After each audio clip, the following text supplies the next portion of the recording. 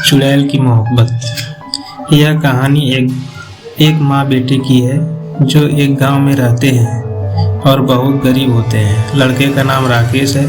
वह 10वीं कक्षा पास करके आगे पढ़ाई करने को माँ से कहता है। माँ बोलती है कि बेटा, मैं दूसरों का चूल्हा चौका करके तुम्हें यहाँ तक पढ़ाया है और आगे का फीस मैं नहीं दे पाऊँगी।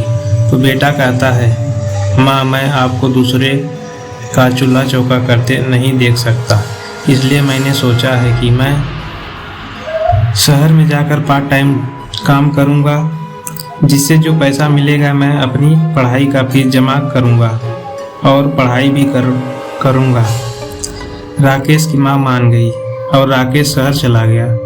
वह वहाँ जाकर पार्ट टाइम जॉब करने लगा और उसी पैसों से अपनी आगे की पढ़ाई भी करने लगा। कई बार राकेश को काम से आते हुए 11-12 बज जाते थे। एक दिन राकेश काम से वापस आ रहा था तो काफ़ी देर हो गई। रात के 1 बज गए। आने जाने का कोई साधन न था। सारे सवारियां बंद हो चुकी थीं। वह पैदल घर की ओर चल पड़ा। ठंड थी, सुनसान रास्ता था। कोई आदमी आता जाता नहीं दिख रहा था और न ही कोई जानवर। पूरा धुंध थी, कोहरा था, चारों ओर सन्नाटा था। रास्ते में रोड लाइट कहीं जल रही थी तो कहीं नहीं जल रही थी। सुनसान रास्ता था, आसपास जंगल था। रोड पर कोई आता जाता नहीं दिख रहा था। सब कुछ खाली खाली था। अब रास्ते में राकेश को डर लगने लगा। किसी छोटे जानवर की आहट भी राकेश को दिल की धड़कनों को रोकने के लिए काफ़ी थी। ठंड के मौसम में भी राकेश को पसीने छूट रहे थे। कुछ दूर आगे चलने के बाद एक बहुत बड़ा पीपल का पेड़ था। पेड़ के नीचे बैठने के लिए चबूतरा बना था। उसमें एक परछाई बैठी हुई दिखी। दूर से धुंधली दिख रही थी। राकेश जैसे जैसे आगे बढ़ता गया तो परछाई स्त्री के रूप में दिखने लगी।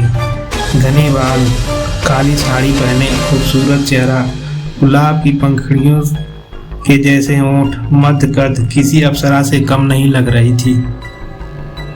वो अकेली बैठी थी और कुछ परेशान दिख रही थी।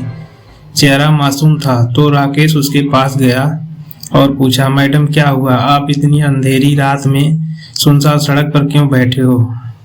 डर नहीं लगता है आपको? क्या परेशानी है आपको? कुछ समय तो कुछ नहीं बोली, फिर मुस्कुराई और हंसने लगी। फिर कुछ देर बाद रोने लगी। यह देखकर राकेश का दिमाग चकरा गया। उसने कुछ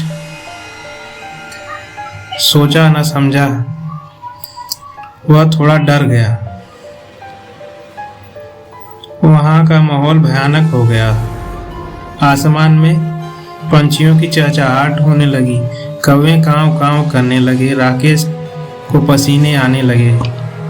फिर वो औरत बोली, मैं बेसहारा हूँ, मेरा कोई नहीं है इस दुनिया में। कुछ जान पहचान के लोग थे, वो भी छोड़कर चले गए।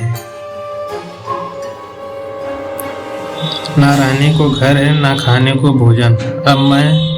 अब तो मैं जंगल में ही मेरा घर है और सब जानवर मेरा परिवार है। मेरे पास ऐसा कोई नहीं है कि जिससे मैं बात कर सकूं। दिल का हाल क्या बयां करूं? खैर, मेरी छोड़ो, अपनी सुनाओ। तुम कौन हो? क्या, कहाँ से आए? कहाँ जा रहे हो इतनी रात को? यहाँ क्या कर रहे हो? डर नहीं लगता तुम्हें?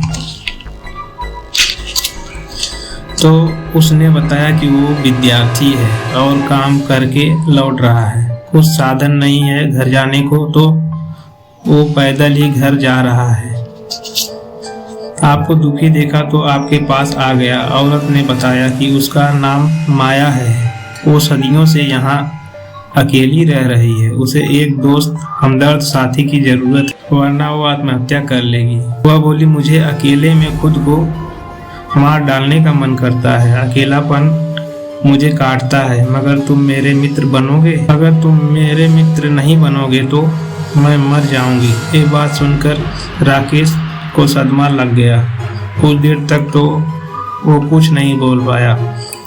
उसके दिमाग ने काम करना बंद कर दिया था। अब उसे पता चल गया कि वह फंस गया है।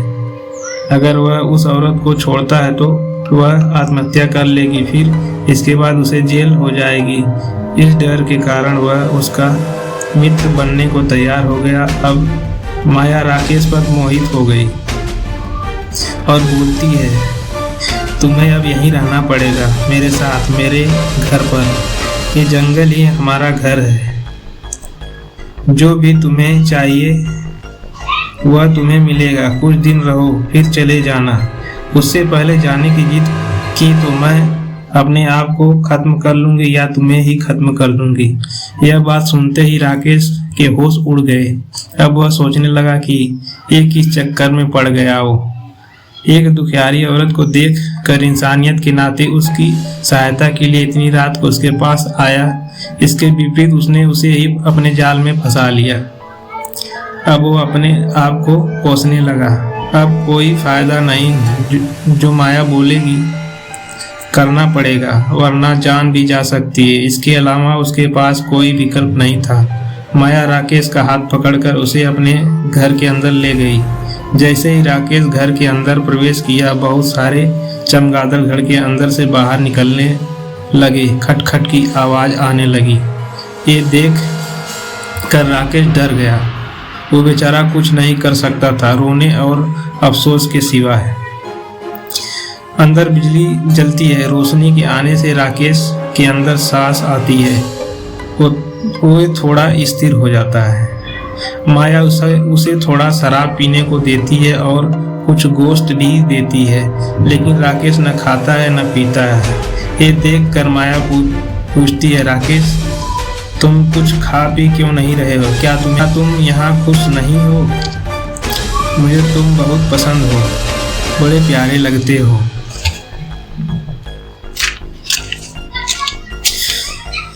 इतने में बिजली चली जाती है। बादल गरजने लगते हैं। माहौल शांत हो जाता है। डरावने लगता है। माया दिया जलाती है और हंसने लगती है। आसमान में बिजली कड़कती है। उसकी हंसी बहुत भयानक लगती है, जैसे कोई चुड़ैल हंस रही हो। ये देख कर राकेश का गला सूख जाता है, शरीर ठंड पड़ जाता है।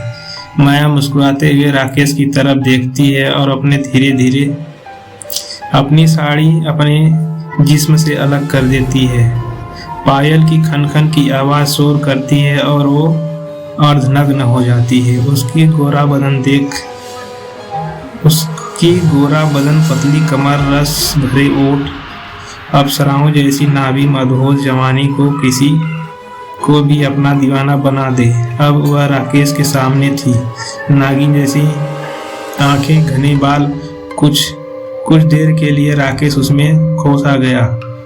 माया उसके पास जाती है और अपनी तरफ खींचती है। उसका एक हाथ अपनी कमर पर, दूसरा अपनी छाती पर रखती है और उसके होठों से अपने होठ का मेल करती है और उसके मुख से उसका थोड़ा सा खून पी जाती है। राकेश को दर्द होता है पर वह खोया रहता है। उसकी जवानी में उसे पता नहीं चलता है। धीरे धीरे दोनों आगे बढ़ते हैं। प्रेम जाल के बंधन में फंस जाते हैं। दोनों अब अपनी चरम सीमा पर हैं। वह माया के हुस्न के आगे सब कुछ भूल गया, जैसे उसे किसी बात का डर ही ना हो। माया हंस रही थी, जैसे चुड़ैल की भूख मिट रही हो, वासना की पूर्ति हो रही हो। चरम सीमा पर पहुंचते ही राकेश के मुख से चीख निकल जाती है। उसके प्राण निकल जाते हैं। चुड़ैल को संतुष्टि मिलती है। उसकी वासना का अंत होता है और एक इंसान के जीवन का समाप्ति होती है और वो चुड़ैल अपने असली रूप में आती है और राकेश के जिस्म के टुकड़े टुकड़े करके खा जाती है और अपने नए शिकार को निकल जाती है। दोस्तों, ऐसे ही कहानी सुनने के लिए हमारे चैनल को सब्सक्राइब करें और कुछ गलती हो तो उसके लिए क्षमा कीजिएगा। धन्यवाद।